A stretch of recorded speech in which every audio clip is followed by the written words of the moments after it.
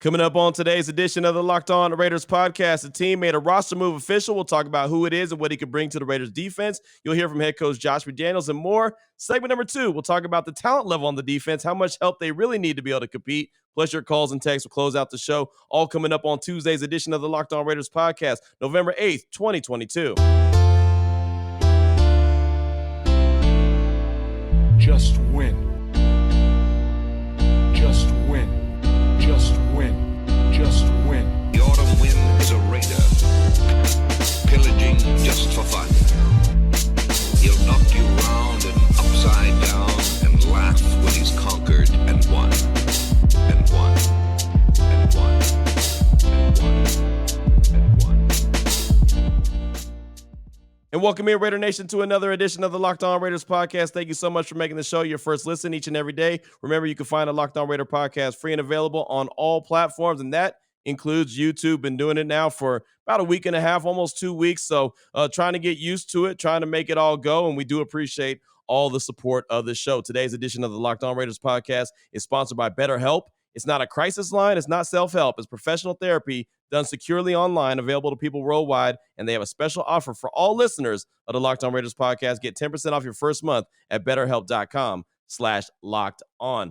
Now, here in segment number 1, want to get into some news and notes of the day, including a signing that the Raiders made official on Monday that was a signing that a lot of folks expected. I remember on Sunday night, pretty late, Adam Schefter had tweeted out that the Raiders were expecting to sign former Seattle Seahawks cornerback Sidney Jones as long as he passed his physical on Monday at the practice facility. Well, Monday he did pass that physical and signed with the Silver and Black. And I know Sidney Jones is not Jalen Ramsey. He's not, Sauce Gardner. He's not the next coming of, the best shutdown corner in the league. He's not Nnamdi Asomugha coming to save the day, but he's just another guy added to the mix. Hopefully can help out this Raiders secondary that is really banged up with Nate Haas being out. Rocky Yassin is pretty good, but, there's other questions that they have in that secondary. Anthony Averett's been struggling. Amik Robertson, of course, he's playing in the slot a lot, but just some more talent to go out there and compete, and I think that's a good thing. So the email that they sent said the Raiders have signed free agent cornerback Sidney Jones. He joins the Raiders after making stops with Seattle from 2021 to 2022, Jacksonville Jaguars, and the Eagles were the original team he was with, who drafted him back in 2017, selected in the second round of the NFL draft after tearing his Achilles at his pro day. When he was coming out of Washington, man, Sidney Jones was a stud.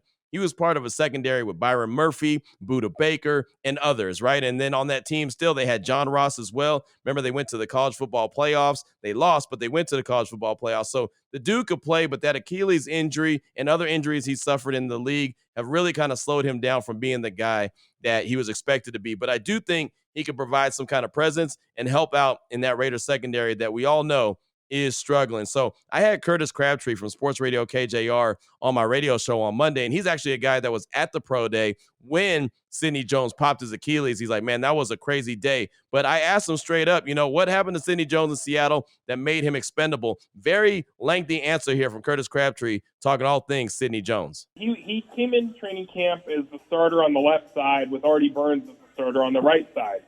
Both of those guys got hurt in camp. Sidney had a concussion. Artie Burns tweaked his groin.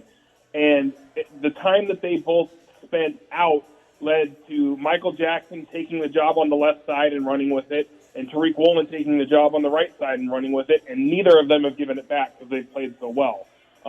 Seattle did work to get Sidney Jones some rotation time in at left corner with Michael Jackson here over the previous 3-4 weeks. But they just kind of got to a glut of cornerbacks on the roster to where they've got Isaiah Dunn, who's working back from a hamstring injury on injured reserve, Trey Brown, who started games for them last year, who they really liked in the limited times they saw him before he tore up a patella tendon. He's coming back off the PUP list in the next couple of weeks here. They've got a guy in Xavier Crawford on the practice squad who they can elevate and have elevated a few times this year to give them some additional depth as well, to where Sidney just there was nowhere left for him, and they ran out of roster spots, and so I think it was somewhat letting him go get another opportunity to play because he is a solid cornerback in the NFL. I don't think it's a massive slight against Sidney that they released him. I think it's just a matter of circumstance that he lost his job, and they've got other depth coming. Trey Brown's in his second year, and if he's able to get up to speed and look any bit like he did during the games he started last year, they've got another guy to play that left side that they really like coming back, and they have to find a roster spot somewhere. So he just got squeezed out of the way that they're going right now. And the way they're playing defensively, I don't know where they're at after yesterday's game, but in the prior 3 games defensively, they had the top DVOA in the league defensively over that 3-game stretch against Arizona, Los Angeles, and the Giants. They're playing really good football on defense right now. I mean, the whole team's playing good.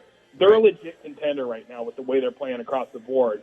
And the way that they've come along, Sydney just got squeezed out. So there you go right there. Curtis Crabtree talking about Sidney Jones and what he brings to the table and what happened with him in Seattle and the fact that he was a starter going into camp and then got injured, got that concussion. And the young dudes led by Tariq Woolen, who, if anyone's listened to this show for a while, knows Tariq Woolen is a guy that I was very high on going into the draft. Matter of fact, the other guy that Seattle drafted, Kobe Bryant out of Cincinnati, he was the running mate of Sauce Gardner. I was very high on him. Both of those guys, those young cats, are playing really well up in Seattle. So Sidney Jones became available, and now he is a member of the Silver and Black. Unfortunately, in a corresponding move, the Raiders placed linebacker Divine Diablo on the reserve injured list. He's going to be out at least the next 4 games. He left the game very early on Sunday with a forearm injury, and he's already had that wrist injury. So unfortunate, a guy that gets a lot of tackles, matter of fact was leading the team in tackles, is going to be out for at least the next 4 games. Just another blow to that Patrick Graham defense that we'll definitely talk about coming up in segment number 2. I mentioned it before, though. He's a guy that, he gets a lot of tackles. He racks them up, but a lot of them are trailing. A lot of them are trying to catch up to the play as opposed to, making the play at the point of attack, right? A lot of times you'll see, and I was watching Monday Night Football and the Ravens and Roquan Smith, new addition to the Ravens defense, he was making tackles. He was getting behind the line of scrimmage and making tackles. He was forcing the issue. A lot of times Divine Diablo and even Denzel Perryman to a certain extent, Blake Martinez as well. A lot of times there's already 3, 4, 5 yards down the field before these guys are making the play. The Raiders need to get to the point where they get a linebacker or 2 that can just make those kind of instinctive plays like a Roquan Smith. But again, we'll talk about that more in segment number 2. Wanted to go ahead and play some sound bites from head coach Josh McDaniels as we met with him at the Intermountain Healthcare Performance Center, Raiders HQ, on Monday. And just he talked about the game on Sunday, what he saw when he went back and looked at the film. And that's why I like talking to Coach on Monday, because he gets an opportunity to look at the film, digest it a little bit, and realize what went on, or hopefully realize what went on and how they can correct their mistakes. Well, here's Josh McDaniels' opening statement on Monday, just what he saw when went back and looked at the film from Sunday's game. Obviously got off to a good start. Thought we were trying to play the game the way we wanted to play the game, and then I think the biggest swing in the game was kind of from the 2-minute drive they had at the end of the second quarter. Then starting the third quarter with the big kickoff return, scored on that drive, and then we had the ball, I want to say for 5 plays or so offensively, punted it back there to them, and then they drove again. So, I think it's an example of how quickly games will change in this league, go from 20-7, where we're driving the ball at the end of the second quarter to try to, see if we can make it a 3-score game, to all of a sudden we run 5 plays offensively and we're behind, against a team that has an explosive group on all 3 phases. So tired of talking about this a lot on Mondays, but it is what it is. So we'll try to learn the hard lessons again today and see if we can't, make some progress. So there was head coach Josh McDaniels, just his opening statement. And, one of the things that I thought was a big deal in that game on Sunday was when the Jaguars scored right before halftime, got that field goal, and then they got the ball back, had that big kick return, and then scored a touchdown. So all of a sudden got 10 points quick, fast, in a hurry,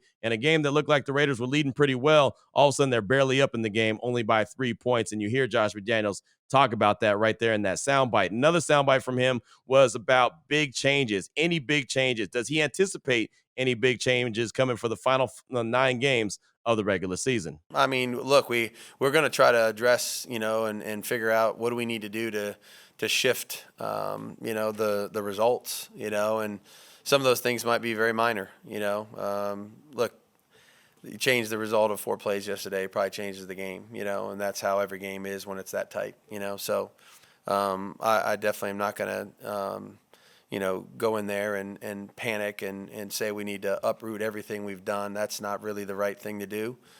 There's things we're doing very well. There's things that we need to do better. And I think for us to try to figure out what those are and then address them in the right way, the truth is what's important. And, if there's something we can do better with the scheme that we're using or the players that we're using with, then we'll try to do that. If there's something that needs to change, whether schematically or put different people in different personnel groupings or what have you to make it go a little better for us, then we'll have to try to take a look at that too. And that's funny because that was one of the subjects that I talked about on my radio show on Monday was realistic changes, things that the Raiders could do with the team that they have. Everyone wants to fire the coach, fire this guy, fire the defensive coordinator, fire the offensive line coach, whatever. It's just like fire everyone, get rid of everybody. But at this point, what is that going to do right now?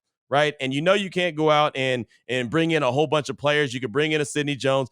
Folks could even go out there and get a Ndamukong Suh if they want to. But at this point, it's small changes. So you hear that there's not a whole lot of changes that he anticipates. I think the competition at practice just needs to ratchet up. And if guys earn a spot during practice, then they get a little bit more burn. But even that's not going to be like benching a Chandler Jones for a Tayshaun Bauer. But maybe it'll increase the reps. Maybe it'll tighten up the rotation just a little bit. So a couple more sound bites real quick as we have in segment number 1 of today's Locked On Raiders podcast, news and notes of the day. Question that I asked Coach McDaniels was about when he looks at the film, is he seeing the same mistake over and over that the Raiders are making, or is it something different in why they're losing these games? I wouldn't say it's the same thing over and over, Q. I mean, it's a lot of little things, at the end of the day, it's little things. It's not where we don't know what we're doing, and it's just that there's a lot of little things that have to go right on every play. 11 guys connected, doing their job well, and and we have stretches where we play really well. We had stretches yesterday where we played well.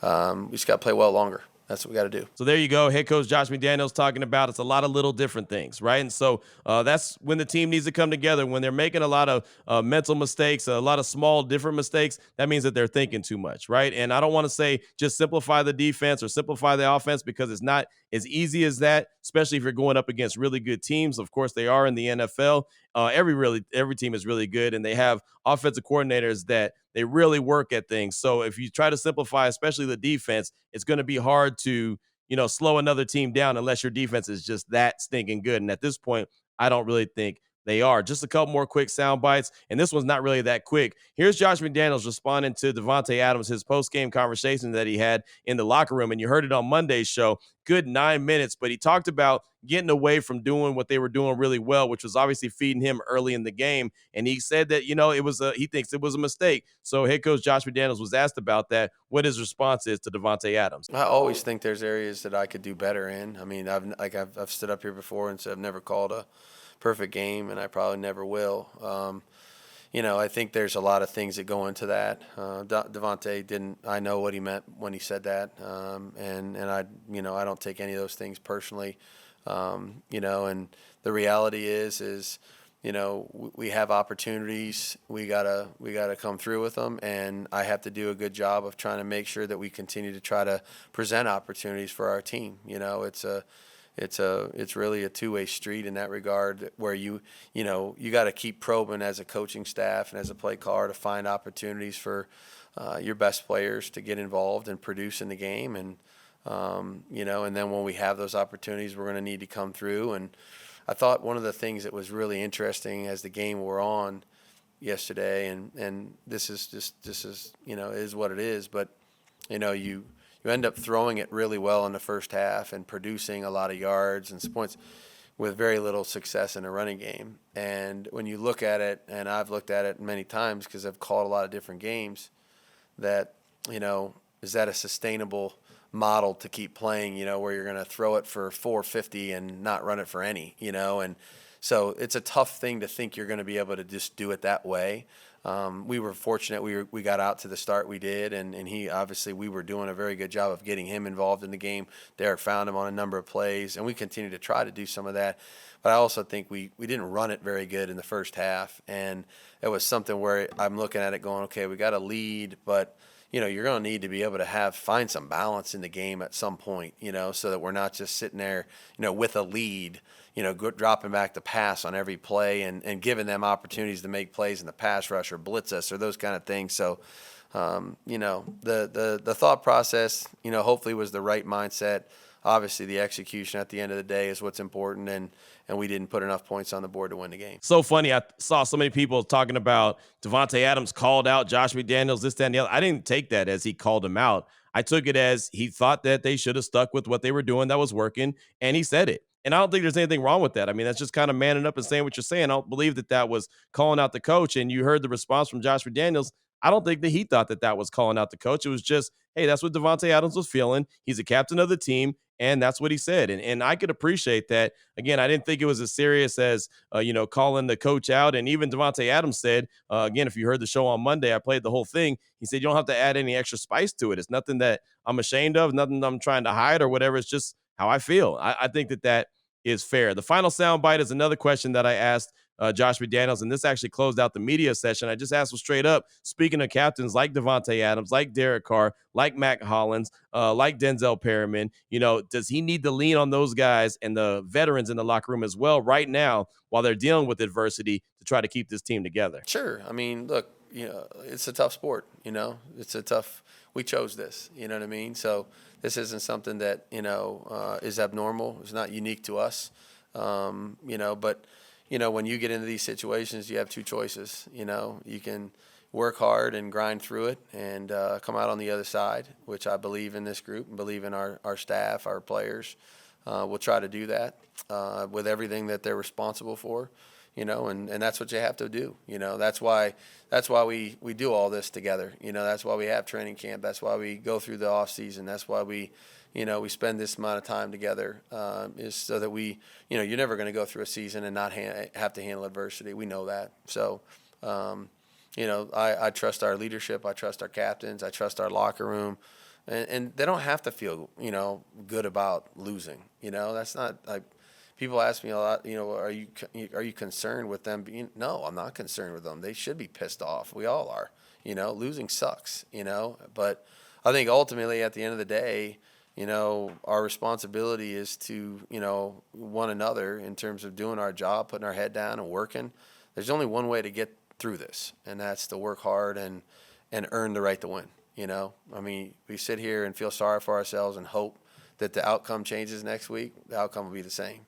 So put your head down, work, do more if you can, and then earn the right to win. And then you try to build off of that and go and see if you can't string a few together. I mean, that's the long and the short of it. There's no shortcut to it. So there you go right there. He mentioned not something that's new to any other team in the league. Every team deals with adversity, and you do got to lean on your players. And he feels very confident that the players will be able to, stay together, stay the course, and do what they got to do. And look, they got 9 games. They got 9 games to figure out what they're going to be this season. What's their story going to be? Right now, they're a 2-6 team and not very good. Are they a team that I think is going to go on some deep run and all of a sudden jump into the playoffs? No, I don't. I just think that they're going to be a team that each and every week should compete with whoever they're playing with. I think they could beat any team that they have remaining on the schedule. I really do. But I also believe they can lose any game that's left on the schedule. And the only reason I say that is because of the way that they play at times where they're not playing at the level that they should be playing. So that's all I really got for you for segment number 1 of today's Locked On Raiders podcast. Got news and notes of the day, and just going over a few different things, including Josh McDaniels and what he had to say in the media session on Monday. Josina Anderson, I guess I can pass this along as well. Josina Anderson put out a tweet. She's from CBS Sports. She said, league source on the status of the Raiders, Josh McDaniels is safe. Don't believe crowd noise. Everyone's disappointed, but no one is panicking. We all feel we have a good team. We just have to finish games better. And that was basically the same thing that Vinny Bonsignore had tweeted a couple weeks ago when the Raiders lost to the Saints and everyone started talking about Coach McDaniels was about to be out. He had tweeted out, just to clear anything up from any reports that surfaced today, this is from Raiders owner Mark Davis. Josh McDaniels is our head coach and will be for years to come. So anyone that's wondering, Josina Anderson tweeted that out on Monday, and Vinny Bonsignore tweeted that out following the Saints game. So unless there's some kind of major collapse, a lot of real big-time embarrassment, which some will say is going on right now, don't expect to see Josh McDaniels for sure be fired. I don't know if there's any kind of changes that may happen with anyone else on the staff. I don't think so. And I'll tell you why coming up in segment number 2. But Josh McDaniels isn't going anywhere as far as I'm concerned. So, again, that's all I got for you for segment number 1 of today's Locked On Raiders podcast, news and notes of the day. Coming up in segment number 2, going to talk about the Raiders defense and the talent that they have on defense, and do they have enough to compete? But we'll talk about it after I tell you about the title sponsor of the show, which is BetterHelp. This episode of the Locked On Raiders podcast is sponsored by, BetterHelp. Give online therapy a try at betterhelp.com/lockedon and get on your way to being your best self. And if you've ever had to deal with any kind of adversity in your life, sometimes you wish that it came with the owner's manual. Like, okay, hold on. This is going on right now. Let me flip to page 8. Hold on, go through the table of contents. Yeah, page 8. This is what I got to do to fix it. Well, unfortunately, life doesn't come with a table of contents, and things that you think would never happen to you, suddenly you wake up and you're like, whoa, that just happened. How do I deal with it? One, I've learned that through personal experiences that normally you're never put too much on your plate that you can't handle, but you also sometimes need to get a handle on it by getting a little bit of help. And you can get help from BetterHelp. BetterHelp is going to take care of you in a major way. Therapists that they have are trained to help you figure out the cause of challenging emotions and learn productive coping skills. Everyone deserves to feel their best, right? BetterHelp makes it easier to get started. As the world's largest therapy service, they've matched millions of people with professionally licensed and vetted therapists available 100% online. All the benefits of it is it has all the benefits of in-person therapy, plus it's more convenient, more accessible, and more affordable. Just fill out a brief questionnaire to match with the therapist. Things are clicking. Great. If they're not, you can easily switch to a new therapist anytime. It couldn't be simpler. No waiting rooms, no traffic, no endless search for the right therapist. Right now, get unstuck with BetterHelp. Learn more and save 10% off your first month at betterhelp.com/lockedon. That's BetterHelp, HELP.com/lockedon. All right, Raider Nation, here we go. Segment number 2 of today's Locked On Raiders podcast. Want to talk about the whole team, but in particular right now in this segment, I just really want to talk about the defense. And, the more and more I think about it and I look at this team, and I did a whole radio show on Monday trying to get to the bottom of the problem and how they can start to turn things around and resolve what's going on in the season. I just kind of realized, listening to different members of Raider Nation call in or text in or tweet in or whatever the case may be, plus just kind of going over it in my mind, trying to come up with solutions, I'm just kind of realizing that as much as, and in this case, we're talking about the defense is not doing what it's supposed to do, and everyone wants to get rid of Patrick Graham, and I totally understand that because someone wants an instant, gratification, an instant scapegoat. It might not be Patrick Graham. I talked about it briefly on Monday's show where, maybe he just doesn't have the guys to get it done. The more and more I think about it, I really feel like he doesn't. I really don't feel like the players are there that are going to help him do what he needs to do. Now, I don't want to give him a cop out and say, well, he doesn't have any responsibilities because, as I mentioned on Monday, he's got to stop trying to do what he's trying to do and do what the players do. Set the players up to do what they do really well to at least give them a chance. And then as they continue to grow, then he can cycle guys in, cycle guys out, and bring in guys that do what he wants to do, right? I mean, right now, this is what he's dealt with. He's got this hand of players to deal with. He's got to set them up for success. That's on him. That's 100% on him. But when you go back and look at the talent, especially on the defensive side of the ball, the Raiders just don't have as much as I actually believed going into the season. And of course, a lot of that had to do with the big firepower that they had on the offensive side of things. I thought, okay, well, the offensive side of things has improved in a major way.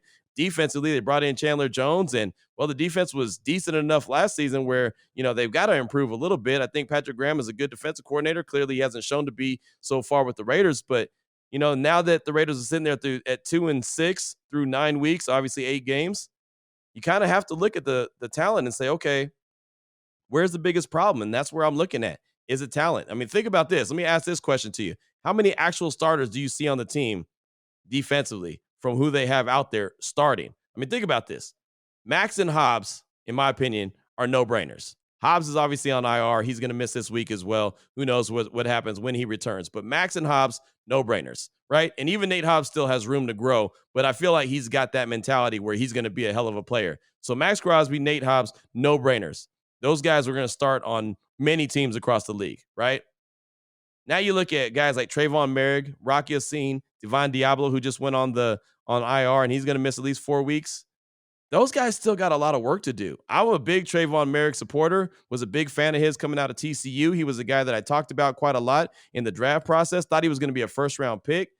I don't know if it's a new scheme. I don't know if it's the hip injury. I don't know if it's a combination of both, but Trayvon Merrick he looked lost out there. He really does. I mean, that touchdown that Christian Kirk had on Sunday, I mean, that was terribly blown coverage. from Trayvon Merrick. So he's got a lot of work to do. I don't know if he's going to be a guy that Patrick Graham or any other defensive coordinator looks at and says, yeah, that's a guy that we see as a starter on our team. Maybe, a backup, sure, but a starter?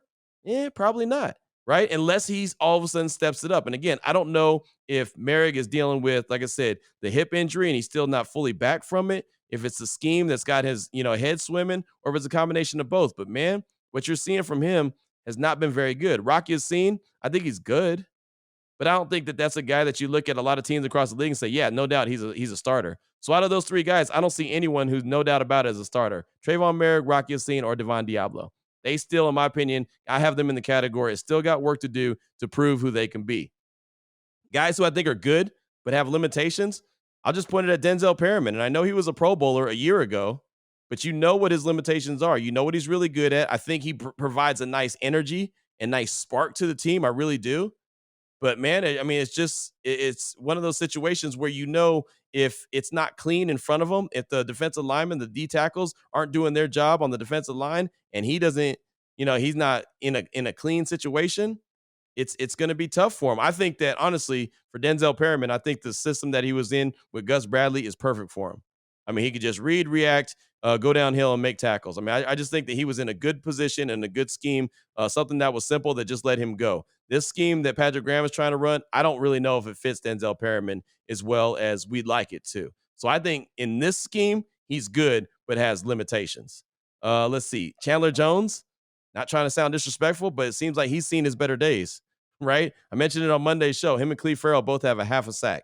You told me that they were both going to have the same amount of sacks after week 9 of the NFL season. I would told you that Cleve Farrell is balling out of control. That is not the case. You could look at the defensive tackles that they have.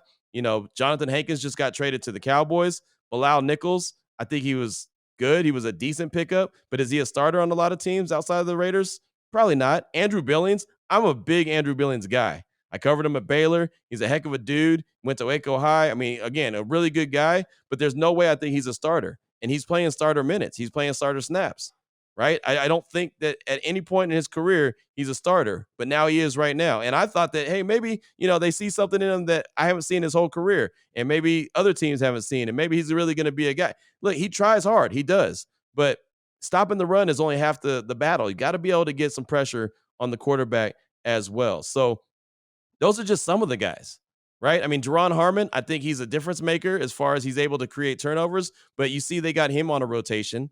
Jonathan Abram is probably in his last few days and last few games with the silver and black.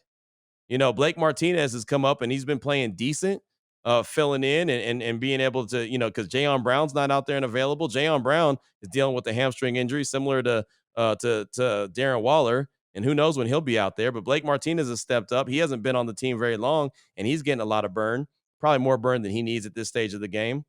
Maybe Masterson, maybe Butler, Darian Butler, maybe those two guys at some point can be, linebackers of the future for the team, but they're not ready right now. They're really special teams guys, and Masterson gets in, a little bit during some real action, just when they need some guys to step in and take a few snaps, take a few reps. But I mean, as far as the linebackers go, the Raiders need to invest in a real deal sideline to sideline linebacker. The Raiders also need to invest in a real deal corner, and they need a dominant defensive tackle and an edge rusher to complement Max. Those are the 4 biggest needs for the Raiders defense right now. And again, we're just talking about the defense. We can get to the offense, and we'll obviously address the offensive line. Maybe we'll do that on tomorrow's show before we get to the crossover edition on Thursday. But defensively, that's what they need. A real deal corner, a real deal sideline to sideline linebacker, a guy that's similar to like Roquan Smith, what he's doing in Baltimore. Before that, what he was doing in Chicago. You may have to invest in the first round draft pick in him. That's fine. A dominant defensive tackle. They haven't had a dominant defensive tackle since Darrell Russell and Chester McGlockton. They really haven't. They've had guys here and there that will get after it. Grady Jackson was a good one. There's been a couple other ones, but really, I mean, guys consistently that were dominant were Darrell Russell and Chester McGlockton, in my opinion. And then another edge rusher to complement Max. I mean, he can do a lot. I know they brought in Chandler to be that guy. Right now, in my opinion, Chandler's a really good locker room guy. Chandler Jones is not a really good field guy. He's not a field general. He's not getting it done One of the things I was excited about him with the addition of him was he's going to, implement the strip sack. He's going to kind of teach other guys the strip sack and help create turnovers. Right now, the Raiders have 5 turnovers all season. 5. That's it. 3 interceptions, 2 of them by Deron Harmon, 1 by Amik Robertson, a scoop and score by Amik Robertson, and then Max Crosby with his fumble recovery he had on Sunday. Those are the only turnovers that the team has created. I thought Chandler Jones was going to help get some strip sacks and maybe the Raiders create a few more turnovers. That hasn't happened. So the defense, as much as we could blame Patrick Graham, and I do blame him for not putting the players that he does have in better position to succeed, sometimes you just have to say, you know what I want to do, we can't do, because they are not able to do it. But this is what we can do, and go do it. And that he hasn't done. So I blame him for that. But when you look at the talent, overall talent, you look at it and you go and compare it to other teams and say, how many teams would all these guys be starting on? And I think you'll get your answer to where the biggest problem is, at least defensively, with the silver and black. So next offseason, I expect there to be a big emphasis on the offensive line. But defensively, I mentioned it. Corner, sideline to sideline linebacker, dominant defensive tackle, and another edge rusher. I don't care if you're getting them in free agency or the draft or both, but that has to happen. So that's what I got for you for segment number 2 of today's Locked On Raiders podcast. Coming up in segment number 3, your calls and texts straight off that Locked On Raider podcast voicemail line, 707-654-4693. Before we get to that, though, do want to tell you about Prize Picks. And right now you're asking, what's Prize Picks? Well, it's daily fantasy made simple. Okay, well, how does it work? You pick 2 to 5 players. If they score more or less than their Prize Picks projections, you can win up to 10 times your money on your entry. No competing against other people. It's just you versus projections available. And they do it in all kinds of sports: NFL, NBA, NHL, PGA, college football, men's college basketball is back. Serious college basketball, first day back on Monday. That's fantastic. The WNBA, of course, the Aces are the champions there. So not in a hurry to get the WNBA back. Let the Aces enjoy that a little bit longer. Boxing, Euro basketball, cricket. I mean, you name it, they got it. Entries can be made in 60 seconds or less. It's that easy, safe and fast withdrawals, and currently operational in over 30 states and in Canada. Right now, what you need to do is download the PrizePicks app or go to prizepicks.com to sign up and play daily fantasy sports. First-time users can receive a 100% instant deposit match up to $100 with promo code Locked On. You deposit $100, PrizePicks will give you $100. You deposit $50, PrizePicks will give you $50. Don't forget, use the promo code Locked On at sign up for instant deposit match up to $100. All right, Raider Nation, here we go. Segment number 3 of today's Locked On Raiders podcast. Your calls and texts straight off that Locked On Raider podcast voicemail line, 707-654-4693. We'll have time to get a couple in this segment because I ran a little bit long in segment 1 and 2. But let's start things off with Nick from the barbershop right here in the 702. Matter of fact, he goes to Endicott Barbershop just like I do. He's calling to talk about something he noticed from Derek Carr, something he thinks he needs to get going. Here he is, Nick from the barbershop. What up, Q? Nick from the barbershop. Wanted to call in. Just want to call in after another fun Raiders Sunday. Well, 2-6. Once again, tale of two halves. Team just can't put it all together.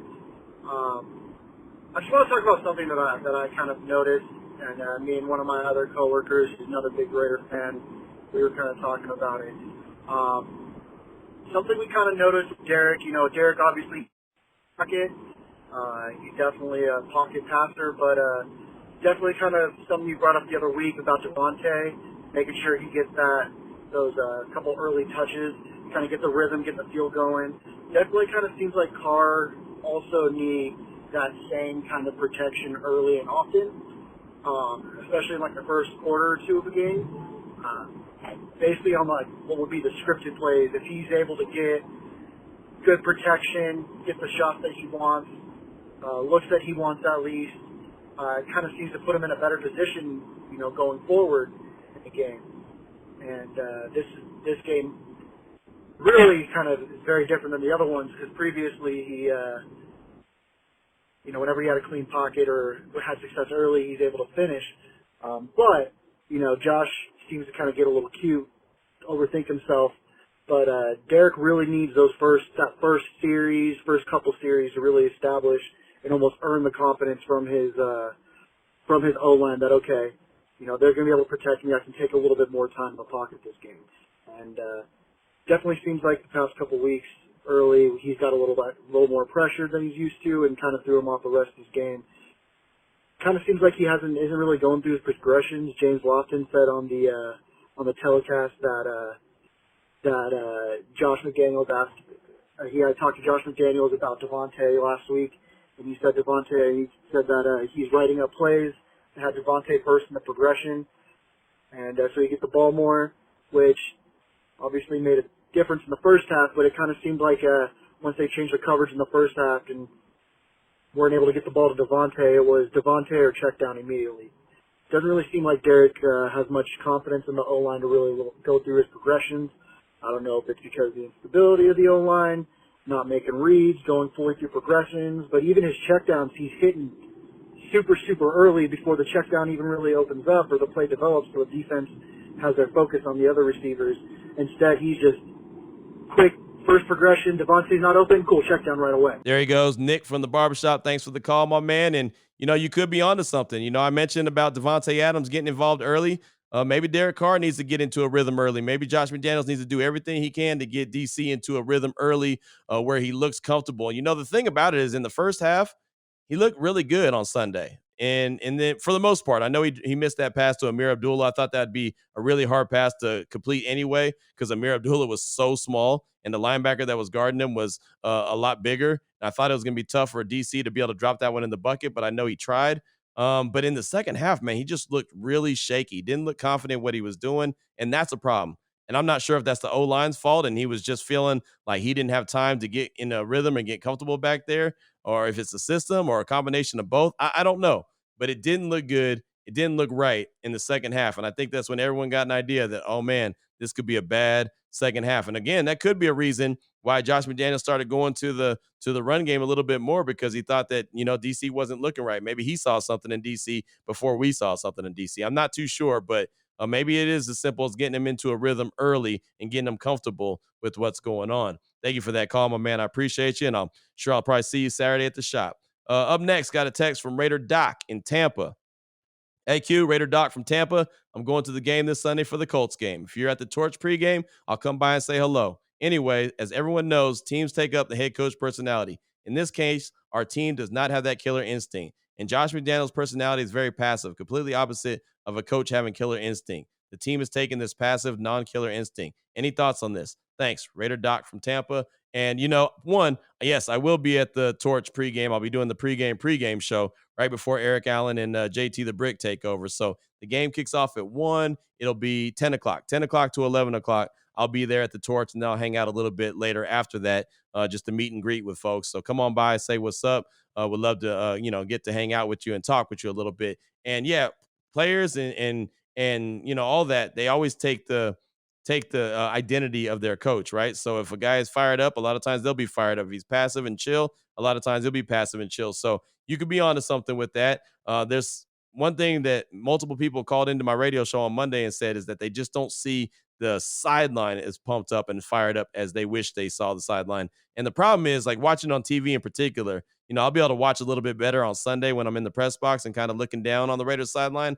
But I don't really see that fire on the sideline. I would love to see these guys more amped up and trying to get, their teammates all fired up, the quarterback included, Josh Jacobs, whoever the case may be, Max Crosby, just get everyone fired up. That's one thing I don't see a lot of, and that could be because they're taking on the identity of their coach, or that could just be that that's just not the way they lead. The one thing I've learned and heard from a lot of the players in the locker room is that they're not real rah-rah guys. You have to have a blend of those guys. You got to have guys that are, they lead by example, and others that are rah-rah guys, because sometimes you need that energy to get your guys going. I know Denzel Perryman, he likes to, chirp a little bit and get guys going. I'd like to see him a little bit more fired up. And Josh Jacobs, I think he's probably the best one of that offensively for the Raiders. Devontae Adams, I mean, he was talking after the game in the locker room. Maybe he's a guy that needs to step up. I'm not sure, but I would like to see a little bit more energy and enthusiasm from the sideline. Thank you so much for that text. I do appreciate you. Got time for a couple more. Raider X, he's calling to talk about what he thinks might be going on with the Raiders from what he's looking at and what he might think needs to happen to shake some things up. Here he is, Raider X. Yo, Q, Raider X. Hey, listening to your podcast today as a recap of the game and thinking of just what's going on, and then listening to your radio show.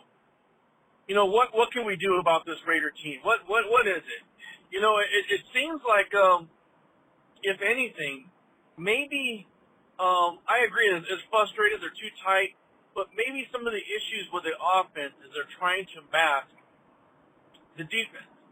Reading some articles, looking at the game over again, it really looks like the Raiders are forcing certain types of schemes or plays calling to slow down the rhythm of the game to mask or to give the defense a breather because they're just getting gassed.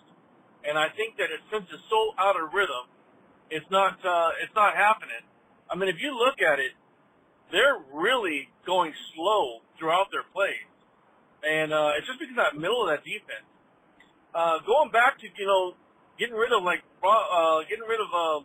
Patrick Graham and so forth, that might not be the answer, but definitely looking at the secondary, I know Ron Miles last year did a lot better job, so maybe shake up and leave me the secondary coach. Let people know that there's a price to be reckoned if you're not performing. Somebody's got to be the scapegoat, and there always has to be something to shake that tree. I say they pull that punch. There's something going on, and I also like to have somebody ask Coach McDaniel next time you have him at the podium. Hey, can we all agree that the kicking coverage has not been that great? Have you guys thought or considered of just kicking it all the way out and just preventing it from a return? I mean, is that something, or is that just something that they're too egotistical not to compromise, that they believe that they can coach it out?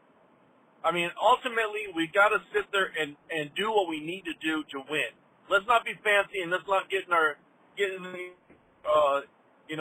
ego about some of these things. Let's just get some wins. Raider X out. Thanks so much for the call, my man. And yes, Ron Miles, he was my guy. That was the secondary coach last year.